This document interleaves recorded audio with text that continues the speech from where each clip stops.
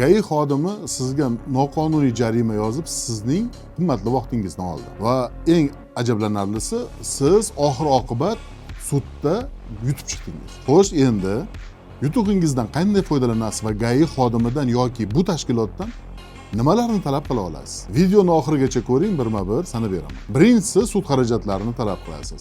Davlat boji va boshqa sud xarajatlarini yutqazgan taraf to'laydi. Ikkinchisi, moddiy zararni ham qoplashni talab qilishga haqqingiz bor. Bu ya'ni jarima maydonchasida turgan vaqtingiz va yo'qotilgan foyda, taksist bo'lsangiz, o'zingizni oylik maoshingiz va bundan tashqari advokat xizmatlari ham aynan moddiy zararga kiradi. Uchinchisi esa bu ma'naviy zarar.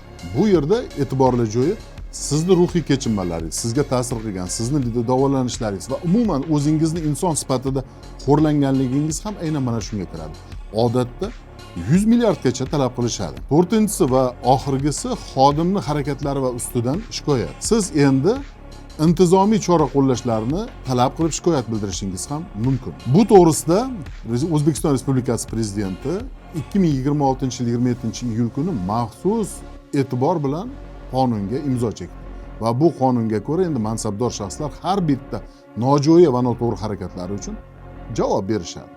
Bitta ajinarli joyi, bu qonun faqat 2027-yil 28-yanvardan kuchga kiradi. Mana shu vaqtga qadar ham siz o'z huquqlaringiz bo'yicha murojaat qilasiz, lekin aynan 28-yanvardan boshlab bu qonun bo'yicha jiddiy o'zgarishlar yuz beradi.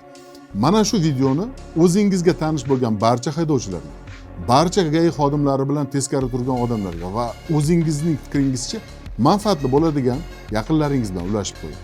Ularga manfaatli bo'lishi aniq.